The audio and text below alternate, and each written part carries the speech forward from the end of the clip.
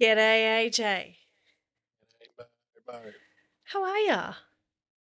I'm good. It's another week, another recording, It really ano- is, isn't it? another bunch of people to listen to us talk.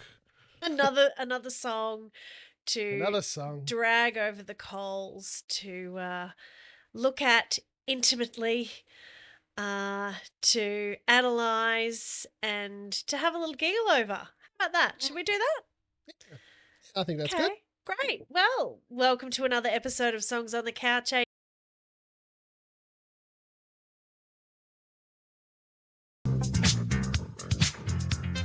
Sitting down, we're talking out, breaking it down, songs on the couch.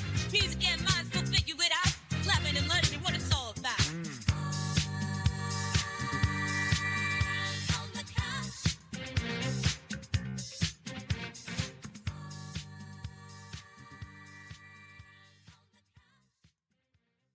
AJ, tell me who we're bringing on over to the couch today. We are bringing over a recent song.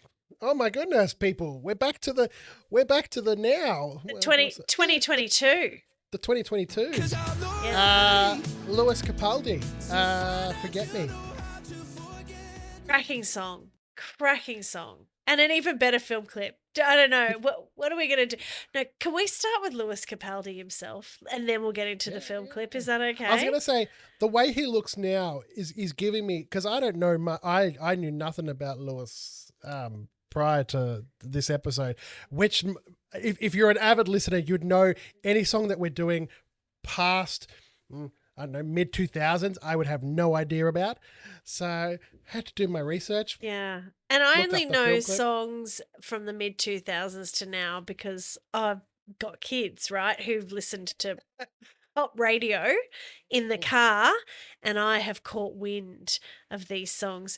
Wouldn't be my first choice pop radio in the car, top 40 radio. I'm listening to old people talk back these days.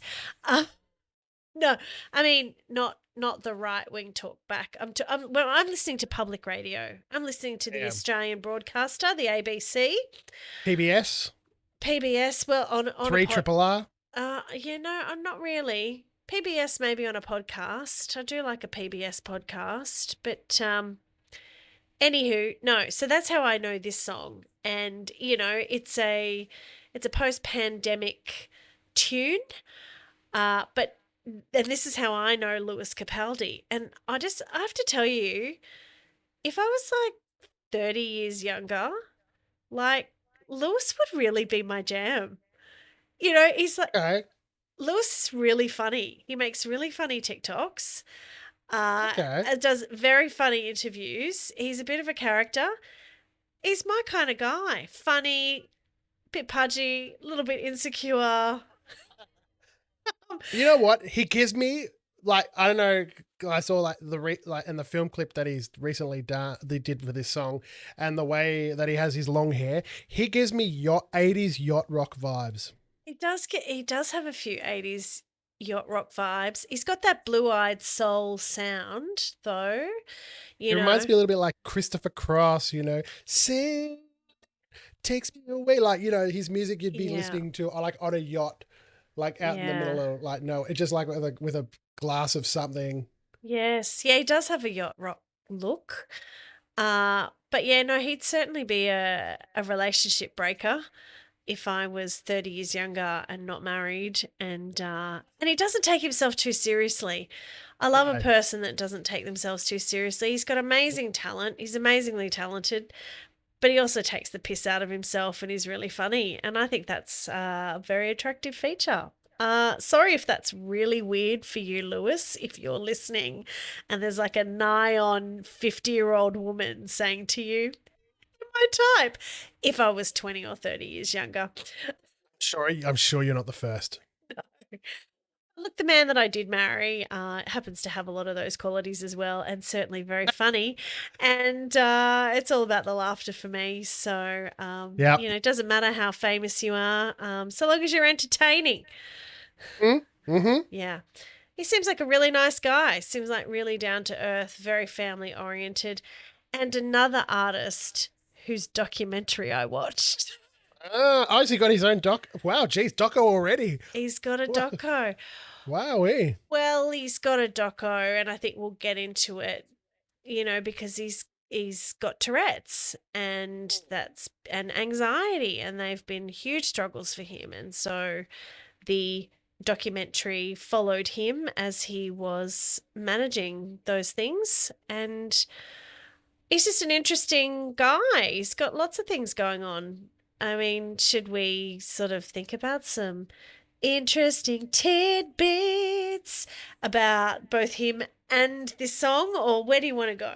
And the lead up to the song? Yeah, absolutely. Talk well, I about had to do some heavy research on this one. Yes, he was an unknown entity to you. He was. And you know what? And it's funny. He's another one of those. And I'm starting to see a pattern here. Like maybe I'm doing the wrong thing with my own personal musical adventures. It's funny how social media, you only need one song and you blow up on social media and that's it. That's all you need. And then Yeah. stardom, success, and here you are. Is that what happened to Lewis? Is that how he had made it? Is Yeah, one yeah. song on social media?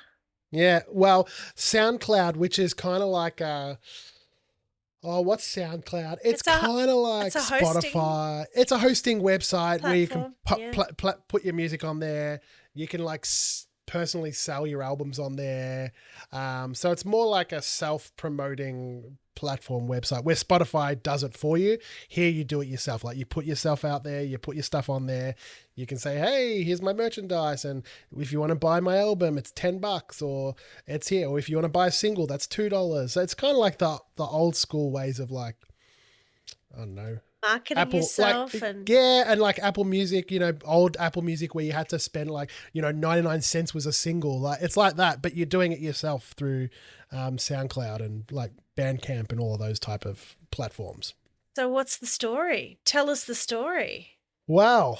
So musically inclined, very young age, which is what I like to hear. It started at age 4. I think his family's quite musically inclined as well, like his brothers and all that. Started learning guitar around the age of 9. Used to sneak into pubs with his eldest brothers to play gigs. Mm-hmm. I was quite interested to see what his influences were.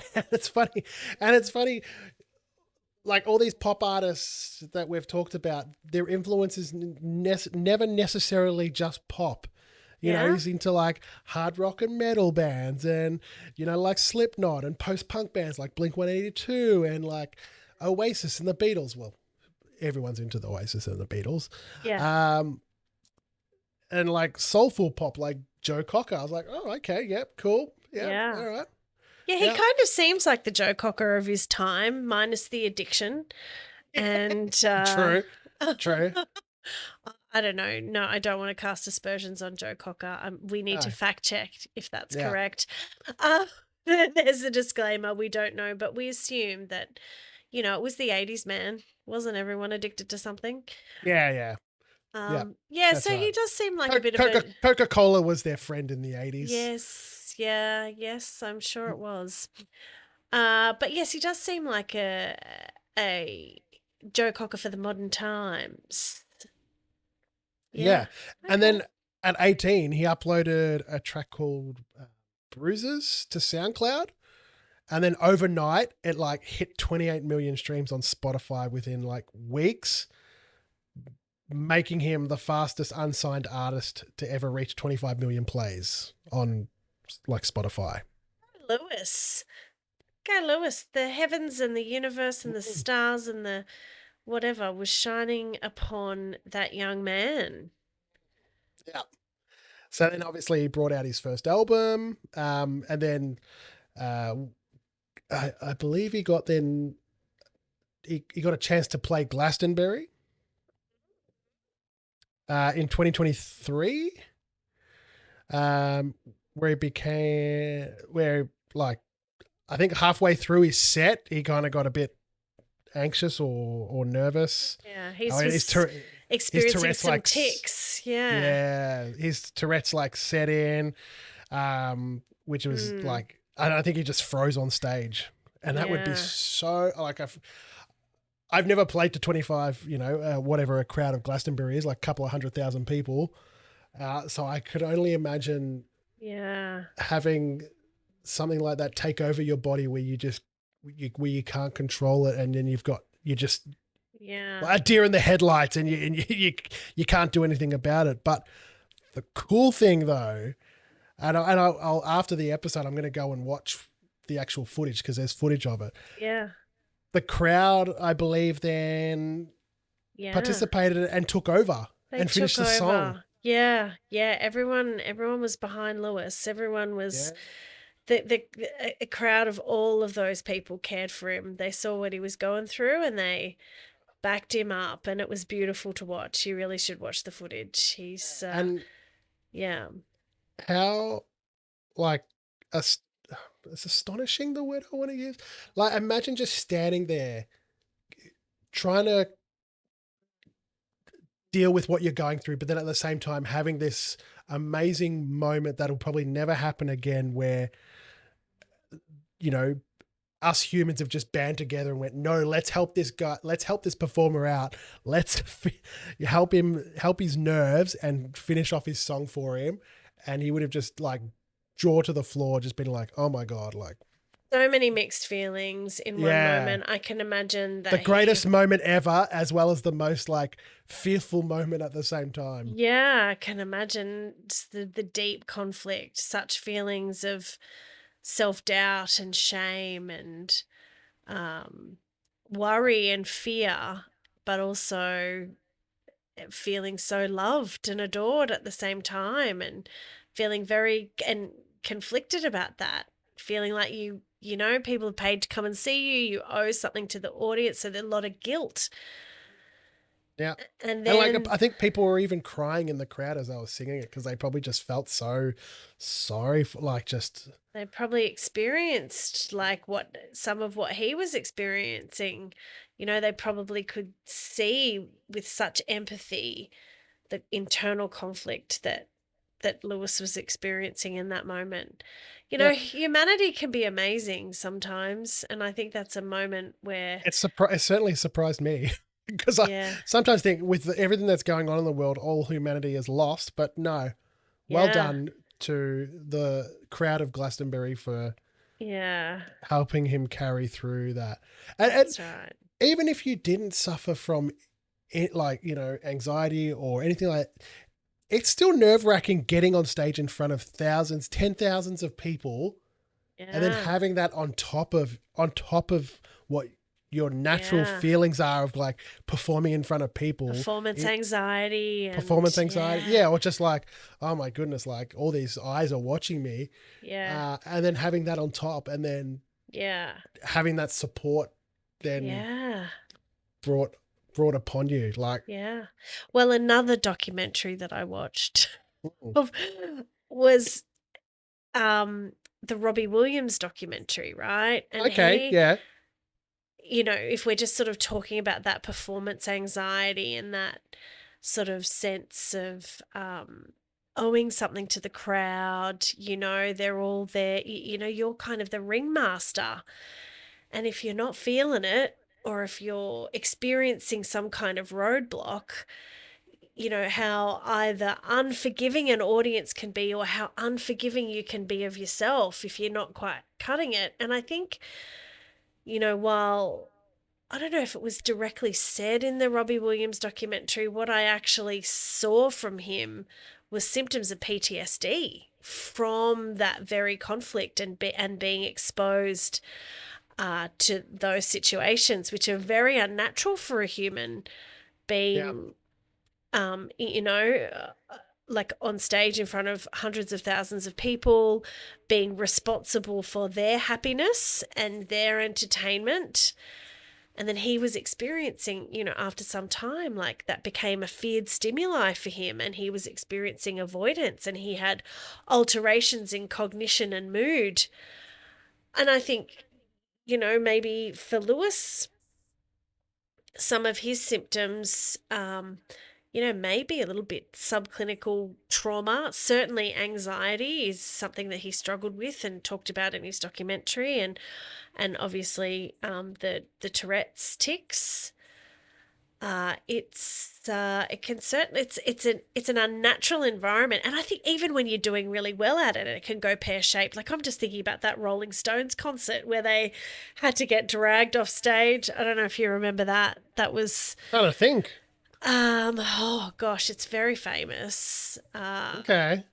I don't know. Maybe that'll go in to correction corner to some other episode. But yeah, there was a Rolling Stones concert that just got really out of hand, and they all had to get pulled off stage. I don't know. Let's look it up. I'm looking it up myself while Yeah. you're talking. What was it? Was the Altamont Free concert? Is that what it was? That's right. Yeah, 1969. Yeah. Yeah. Yeah. Um. Oh yes, where the 300,000 people's. Yeah. Security that's problems. right. And That's the right. fan attempted to rush the stage and then was beaten to death by a Hell's Angel member. Yes, because they had That's Hell's Angels hired as the security. yeah. Yes, that's right. So even when things are going good, things can still get out of hand. And I think that anyway, we saw the opposite of that at Glastonbury during Yep. Lewis's set, where his mental health had really reached a pinnacle where it had disabled him Completely. to the point where he could no longer perform, and the crowd took over for him. Mhm. And I think that's kind of what has made him more appealing to people, because like it's certainly we're immersed in, like, if we're thinking about what's going on at the time, like it's of 22, 23, like it's the pop culture of the vulnerable man. Like it's become pretty mainstream and cool for men to be sort of, public about their mental health. Yeah. And talking about trauma, and you know and also being self-deprecating about it at the same time.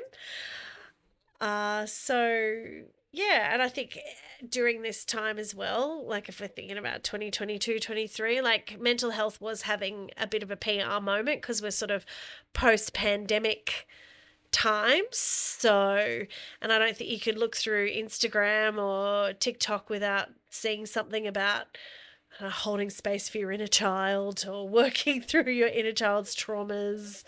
Yeah, that's right. Yeah. Everyone was in therapy post-pandemic. I think Lewis is sort of became the poster child for it, really.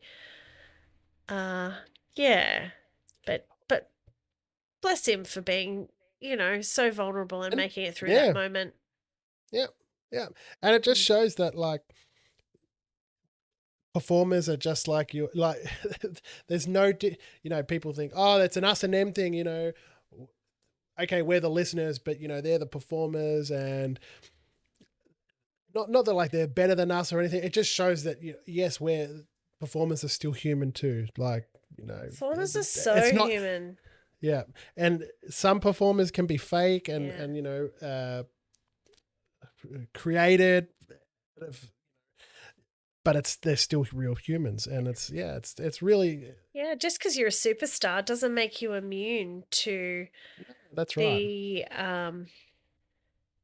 the, I suppose, vulnerabilities of being human. I think, especially, we might have talked about this in a previous episode. Sorry, listeners, if I'm banging on about the same themes, but I think as your fame increases and the demands of your workload increase, Stress increases. Yeah, you get more people on the payroll, more people that you're responsible for, more debt that you've got to service, a lifestyle that yourself and people around you are expecting. And so, yeah, your stress level, your anxiety level goes up. And Lewis talked about in his documentary about having anxiety, always having anxiety, and certainly Tourette's and tics are exacerbated or by, stress and anxiety. But if we look at anxiety, right, the textbook version of it is overperception of threat and underestimation of ability to cope. And it kind of sits outside of your conscious awareness a little bit. So, what's the threat that you're overperceiving when you're a famous person? Is you're overperceiving that, oh shit, it could all disappear in a moment, and I'm responsible for all of these people's livelihoods. Mm-hmm. Yeah, and I won't be able to cope. I won't come back from it. That's probably, That's probably what he was experiencing during that concert. Yeah. He's like, oh, I can't. Oh no, I've stopped performing. I can't perform anymore. And like, then, what's gonna happen? Yeah, probably. Yeah. But you know what? It's helped people soothe his anxiety by just playing on his behalf. Saying it's okay that you feel like this. We've got you. We're here for you. And I think that was a beautiful sort of, culmination of things from the post-pandemic sort of mental health PR movement and stuff, is that people were really willing to lean into others, the vulnerability of others, and have compassion. Just at Glastonbury at that time. I don't know about the rest of the world. Well, and from that, he decided to take a break. He's like, okay, I maybe this is not for me. I need to take a bit of a break, reassess things. Yeah. And then comes out of a break of a 2-year break, 3-year break. And then this song comes out. And it's like, first single, I'm back, guys. Here's my first single that I'm back. Yeah. And here's a cool ass, here's a faithful rendition or a faithful copy of a well-known 80s film clip by Wham to go alongside it. Club Tropicana. So tell us a bit about the film clip. It is shot for shot of, Lewis playing, George and is it Andrew? Yes, Andrew. Yeah, Ridgely. George and Andrew. Yeah, as Wham, but as himself, but it's shot for shot of that film clip. Yeah. Shot for shot remake of that film clip to his single, to this song. Yeah, and it sort of doesn't really fit. Well, it doesn't, but it does though. Yeah. Like, this is the thing. I was watching, I'm like, and that's why I get the yacht rock vibe from it, because I'm like, he's got the hair. He's not, it's not that stylized 80s, Malibu, pool parties. It's more like, I'm cruising. Laid back, scrappy yacht rock, Because who are our yacht rockers of the time? We did have Christopher Cross. We've got Michael someone. Michael Bolton. No, not Michael Bolton. It's Michael somebody who actually sings on the Christopher Cross song, I think. What is it? What's that song I'm thinking of? Hang on. He sings the refrain on a Christopher Cross song. I'm going to have to Google Christopher Cross. Oh, Michael McDonald. Michael, what was the song? Ride Like the Wind.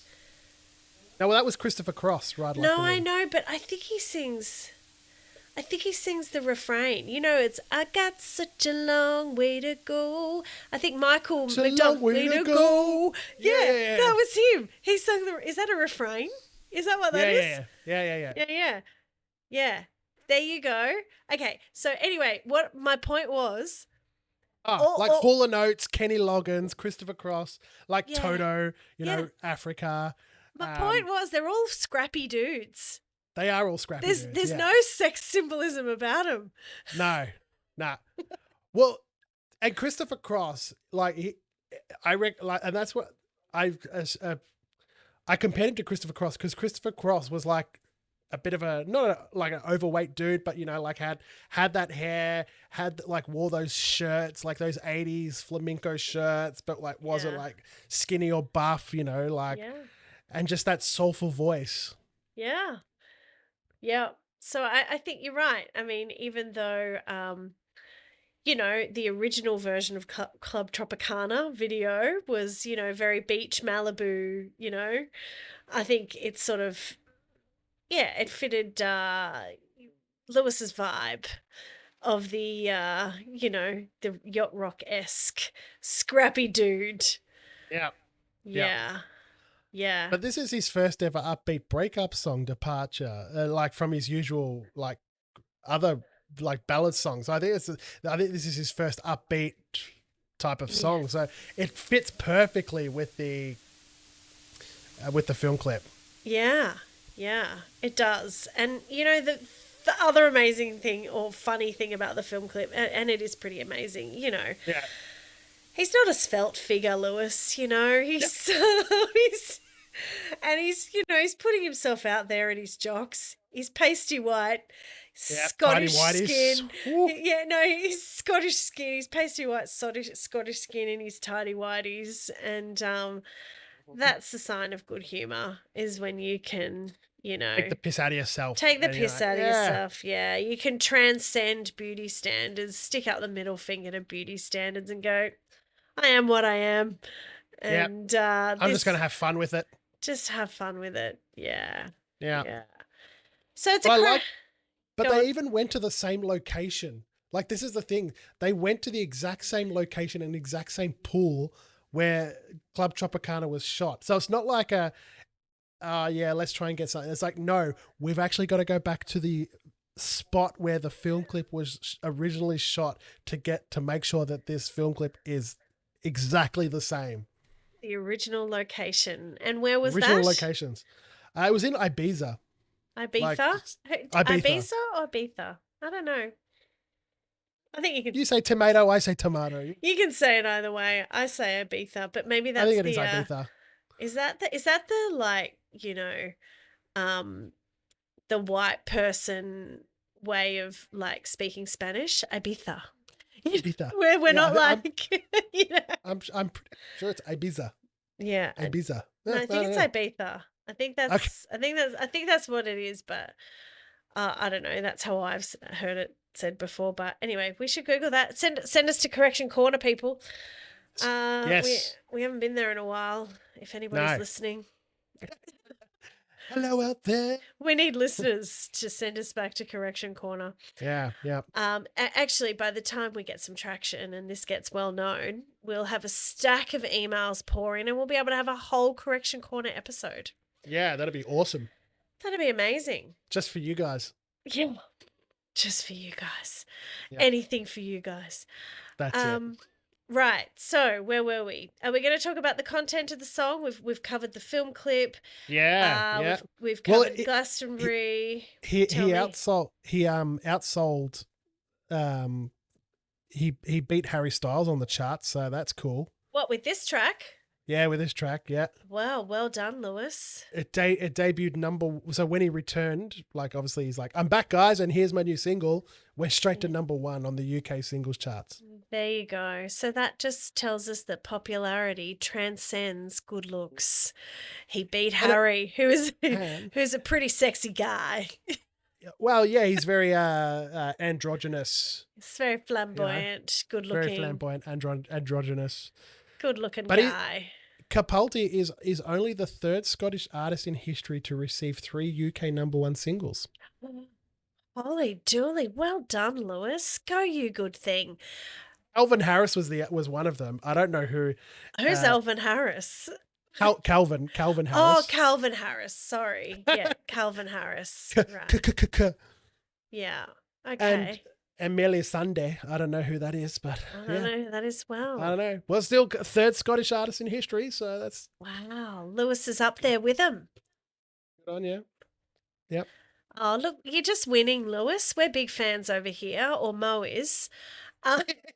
Hey, Jump Chucks is slowly joining the bandwagon. Okay, good. All right, Jump Chuck's good. I never say no. Unlike some, I never say no to anything.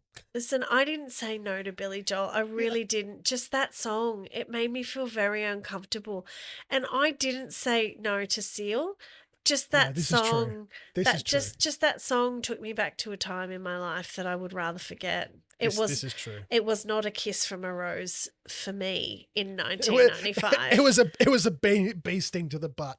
It was a bee sting. It was impaled on a thorn. Yeah. It wasn't a good time. Anyway, No. Back to Lewis. so back to Lewis. Okay, so should we? Okay, well, let's. Should we just talk psychology, Turkey? Should we do that? Should we Do it. get into it? Yeah, 100%. Yep. Well, I mean, let's address the Tourette's in the room. Tourette's. Yep. Yep. Yeah, I think for Lewis, his Tourette's is motor tics. So you'll often see him like with a shoulder twitch. And I think Paul Lewis early on in his career, when he hadn't really come out and his Tourette's symptoms were showing, people were like, wow, is he on meth? Is he, he was accused of being a drug user because, a lot of those stimulant drugs can give you what's called, tardive dyskinesia, which is involuntary movements. So I think, yeah, poor old Lewis, he copped a bit of flack there. I kind of feel like Tourette's, and I feel like this is because it's portrayed in movies. That Tourette's is mainly when someone has like uncontrollable swearing. I know that's one part of Tourette's, but I feel like that's the main thing that everyone knows what Tourette's is. It's like, I just scream out these random words, but like, I don't think they realize that there's also physical body Tourette's. Yeah, that's correct. Yeah, so that shouting of swear words kind of Tourette's, that's a specific rare tic. That's called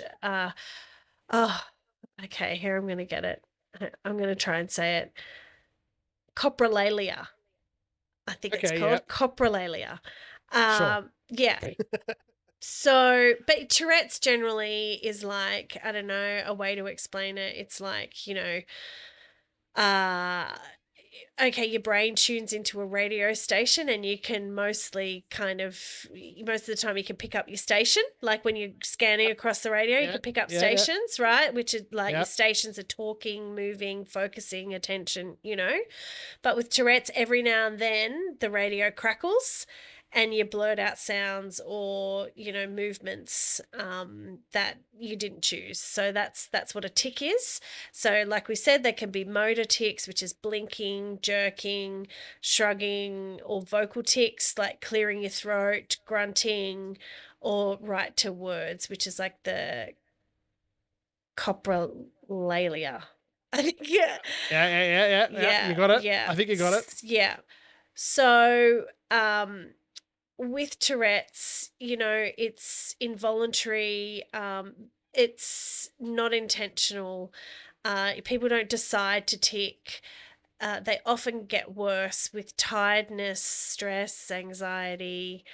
And it's a combination of a lot of things, some environmental factors that create stress and anxiety, combined with some misfiring in your brain of neurotransmitters.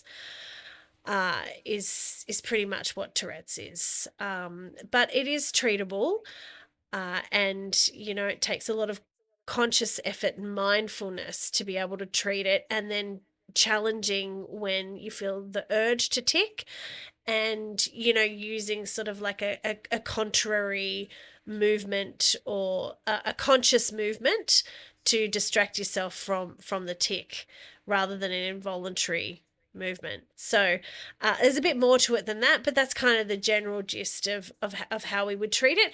But also we would sort of try and treat some of the environmental factors as well, like reducing stress, trying to regulate the body a bit more through mindfulness, meditation, physical movement, exercise. Yeah, I know it's all a bit boring, but that's what treatment, entails. Yes. The treatment side of anything is never fun. It's like, okay, now you got to put in the hard work. It's like, now you got to put in the hard work. Okay. Yeah. Right, exactly. So that's where we have to work on the stress, and we have to work on the, emotional intensity of things that can make tics worse. So, you know, and what is more stressful than singing to stadiums filled with people, right? So, I know. but if that's your I don't think I job, could think of anything worse. Yeah. but if that's your job, you then have to kind of trick your brain or condition your brain that you're safe to do it. So it reduces the stress and the anxiety. And that's what we would work on in therapy. So Yeah. so that's Tourette's. But if we're sort of thinking about this song, I mean, in terms of some of the psychological constructs, it is a breakup song, and I think we've touched on attachment styles a lot in our other songs, but this song, Forget Me, has got a real, anxious attachment style. It's like, you loved me once, do you still love me? Do you still think about me? Who am I if you don't think about me? Am I going to be okay if I'm not in a relationship with you? But while being really upbeat and poppy. It's not like one of those sad breakup songs. It's the complete opposite. It's like, Right. my life's gone to shit. And And I've got an anxious, preoccupied attachment. Yeah. It's Yeah. like, and that's what makes the song work, I think, as well. Yeah. And that's why the film clip works so well with it too. I think if it was like a sad ballad song, it probably wouldn't work. The upbeat works, because the upbeat kind of really speaks to the you're fine without me, and that's a personal attack. And, We're all laughing, see? We're all laughing. Hey, I'm going to have to use the adaptive defense mechanism of humour to manage my very difficult and disavowed feelings about the fact that you're forgetting me. Yeah. Yeah, pretty much. Yeah. So, it is it's kind of a masochistic loop, right? Because, if you're constantly thinking about how you're going to be forgotten, you're actually hurting yourself by thinking about that, because that's really sad. And then you start to think that you're forgettable, and then that like really impairs your self-esteem, and it's really hard to hold yourself together and your worth when you kind of get stuck on the loop of like being forgotten. Yeah. Well, yeah, and then you start to forget things yourself. Like you forget who you are and your true, your true self, I guess, because That you become is- something. You can become something else, don't you? Because you've forgotten who you really are, like who you really are. Yeah. Yeah, you do. You're right. Well, that is very interesting, because I think that, the main construct that I take out of this is that this really is a song about being held in mind, right? So we talk about this as like a therapy construct a lot. It being held in mind means like, that even when we're physically apart from someone that is important to us, that we sort of trust that they're still carrying us inside of them in their thoughts and feelings. So this is a really important thing for a baby to know, that they're held in mind, because, you cry and your mum leaves the room, you need to be held in mind so she'll come back to you and feed you. So, and repeated of mum coming back into the room to soothe you or to feed you tells you that she's holding you in her mind. And so for the same the same sort of principle applies in adult relationships. We really want to feel loved and to feel connected.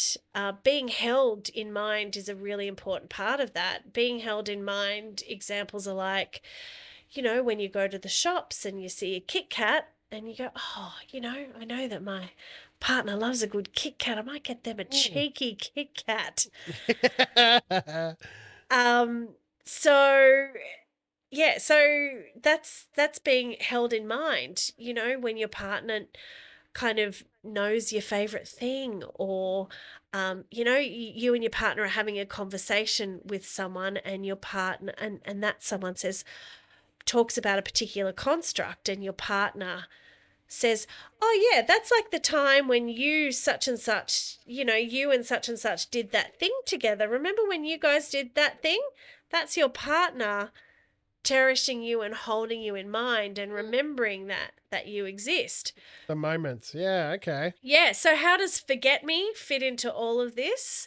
Mm. Well, Lewis is not ready for anyone to forget him, because this song, I think, is a bit of a panic attack about being held in mind. Like his lyrics are like screaming, if I'm not in your mind, and if you're going to forget me, and I'm not ready for you to forget me, but if you're going to forget me, do I actually even exist? Right? Do I exist?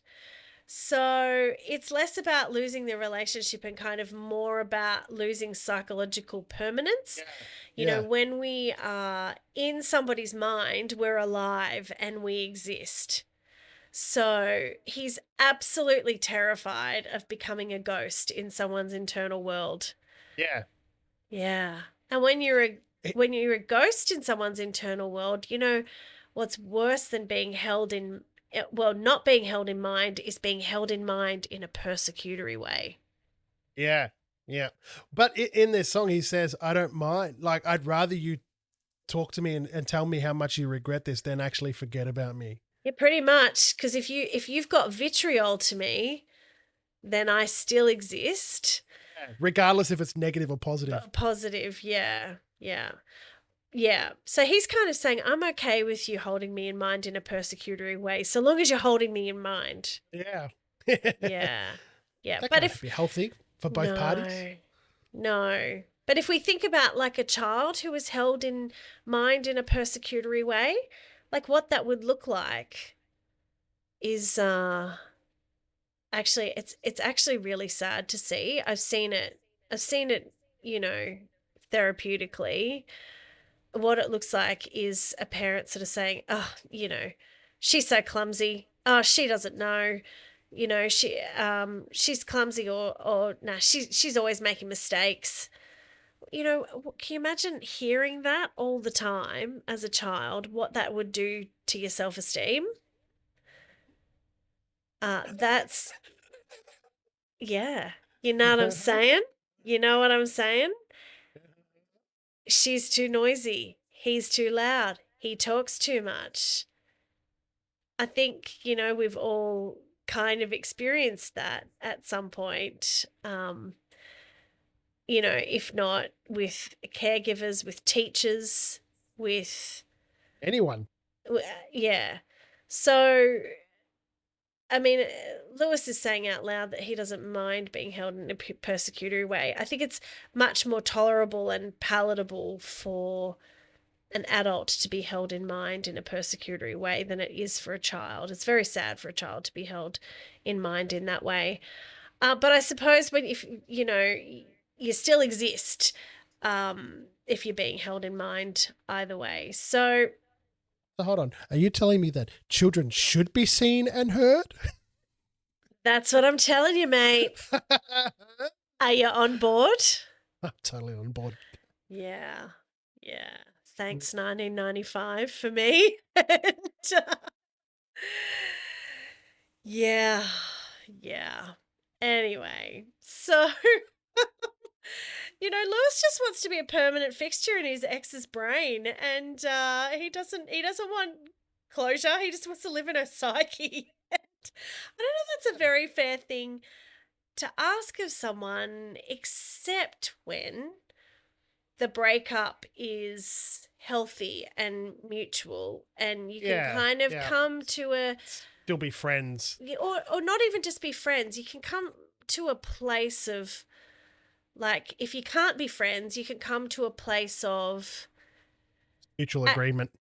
a mutual agreement, or a place inside yourself of like, this person wasn't for me and the relationship didn't bring out the best in me, but I actually learned a lot of lessons about myself and about love. And so I will cherish the time that we had together, and I will hold the person in my mind as someone who allowed me experiences to grow from.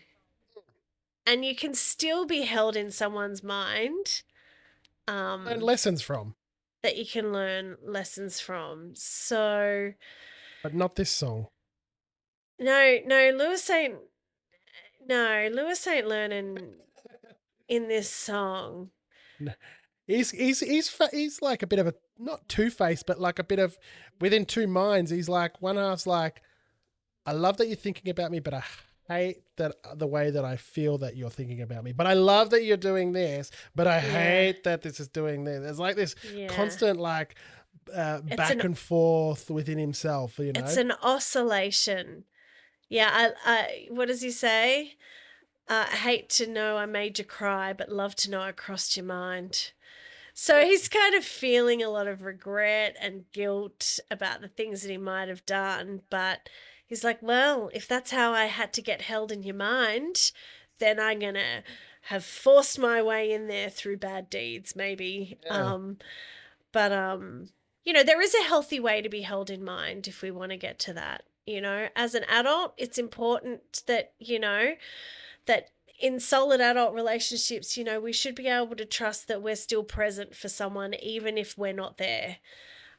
So, you know, again, that's like sending someone a meme that says, you know, this We relate. yeah, we relate. This one reminded me of you.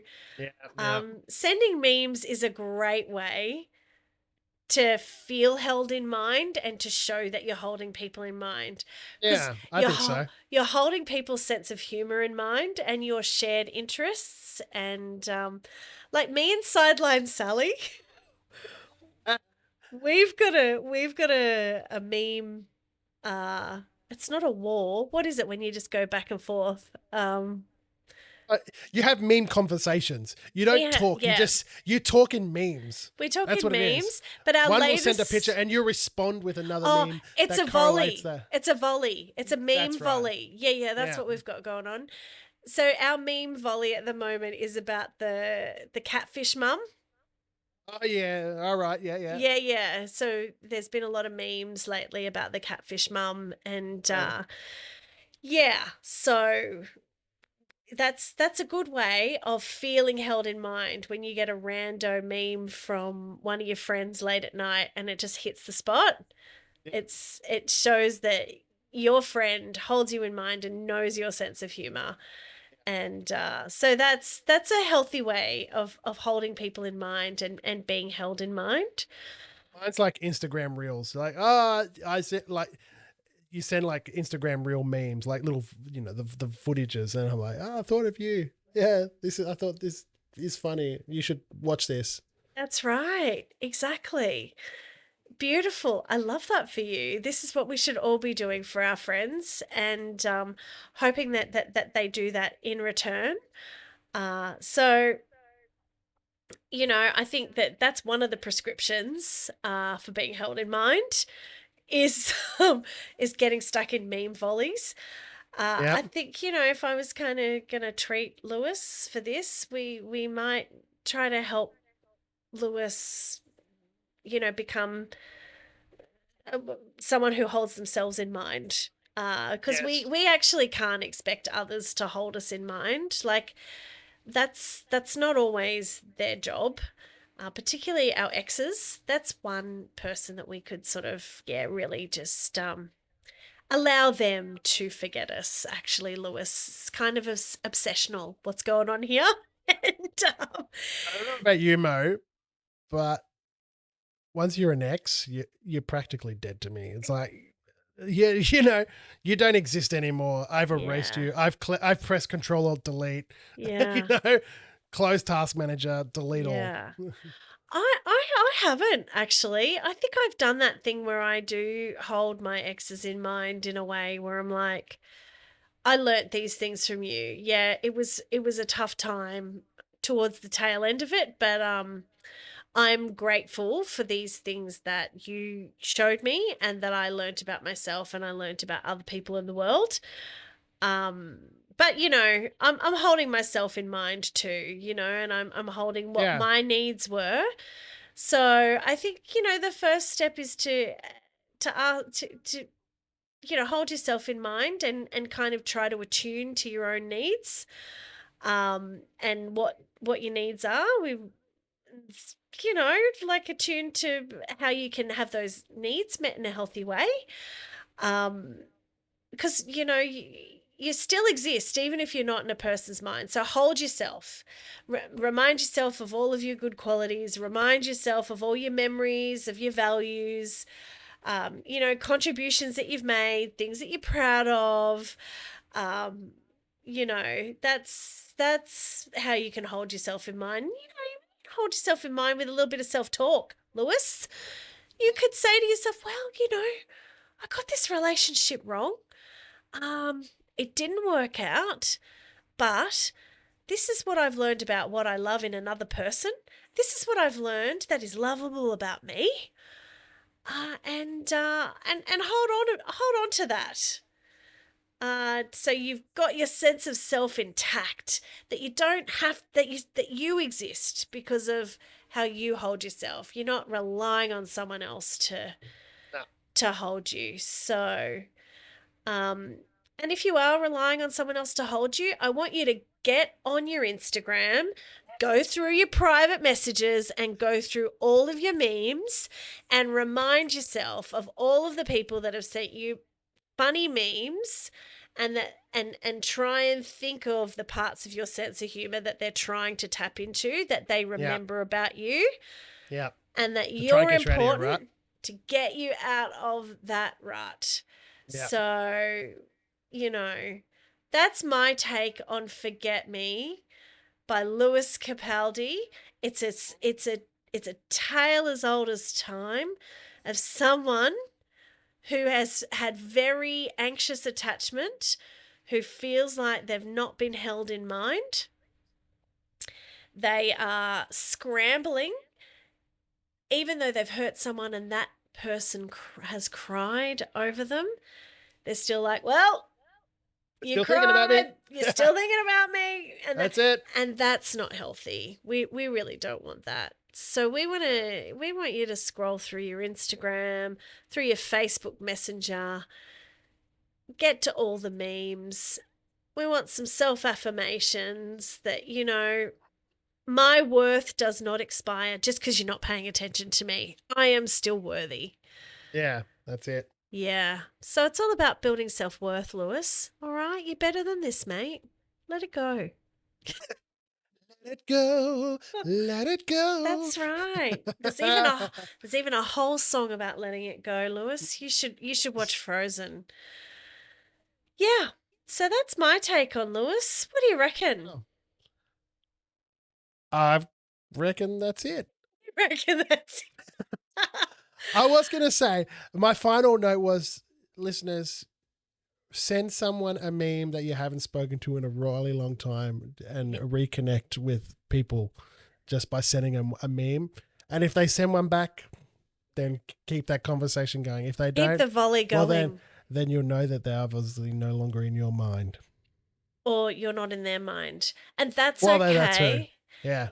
That's okay, because you can hold yourself in mind through, remembering your achievements, reminding yourself of what you feel proud of, reminding yourself of qualities that you feel proud of, getting touch with your needs, and, nurturing yourself. That's how you hold yourself in mind. So if you're not receiving memes, then you know what? Nurture yourself by finding memes that you find funny and then sending them on to others who might find them funny too. Or send them to yourself so you can save them for later. Yeah, right? I'm sure there's a save function. I'm sure there is too. Yeah. I know that there is on Reddit. I know that there is in Instagram. I think there is in Facebook as well. So yeah. So you know what? Just feel okay in the fact that you might be forgotten by someone else, but don't forget yourself. Yeah. On that note. Sorry, I've forgotten. Who are you again? Yeah. What are we doing here? Yeah, who are you? What is this? Why is there this microphone in front of me? Right. Well, until next Right. time, I don't even know what our next tune's going to be, but I'm sure we'll think of something saucy. We always do. Shall we do? How about how about we keep it in the current era realm? Shall we? Sure. Yeah. I mean, this one was for Sideline Sally because she's like, you've got to do something by Lewis Capaldi. Is that how she speaks? You've got to do something by Lewis Capaldi. Is that how she speaks? No, she doesn't No. speak like that. Oh no, she definitely speaks like that. She doesn't. No, it's actually more. You got to do something by Lewis Capaldi. Okay, so the demand is the same. The tone may change. The tone. Yeah, gotta go down a couple of octaves. Yeah. The tone may change, right? Yeah. Okay, the demand is the same. Yeah. The wine is the same. Sorry, Sideline Sally, if you're listening. Have you done it yet? Are you doing it this episode? Come on. When are you doing it? She's a hard taskmaster, isn't she? But we love her. We love her. We got to be nice to her because she does all our socials. So I we gotta know, be- and this wouldn't be possible without Sideline Sally. She needs her own show. Well, maybe we'll get her to choose the next song, eh? Yeah, sounds good. Seeing that she chose this one. Yeah, true. Okay, she's on to a winner. Yeah. And you know I love Lewis Capaldi, so not in that way because I'm not a cougar. But Hey, if Lewis could go for cougars, you don't know his style. You don't know his what he's into. You know. I'm a married woman, so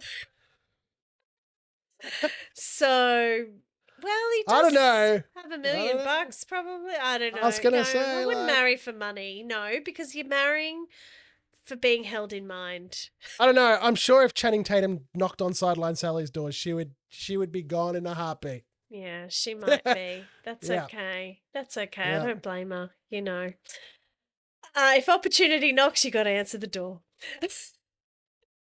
All right then. On that note, On that note, until next episode, we'll see you then. see you then. Bye. Bye.